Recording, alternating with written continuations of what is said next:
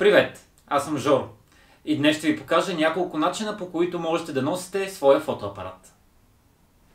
Първият и най-лесен начин да носите своя фотоапарат е на врата.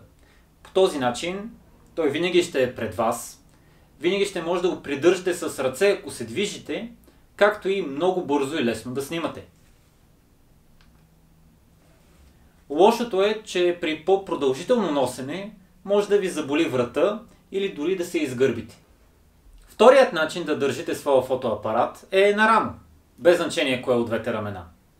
По този начин винаги може да го придържате с ръка, за да е стабилен. Ако решите да снимате, е доста лесно и удобно. Единственото по-лошо е, че ако снимате с по-голям фотоапарат, той доста ще стърчи и има опасност, ако се движите в по-тесни пространства, неволно да го ударите в някой предмет или врата, например. Третият вариант е производен на втория, но е малко подобрен. Аз лично го харесвам много. То е да носите фотоапарата си на рамо, но да е завъртян ето така. По този начин обективът не стърчи навън, а е зад вас, фотоапаратът не се набива толкова на очи и няма опасност вие неволно да ударите самата камера в някакъв предмет или дори в хората, с които се разминавате на улицата. Също така снимането е достатъчно лесно.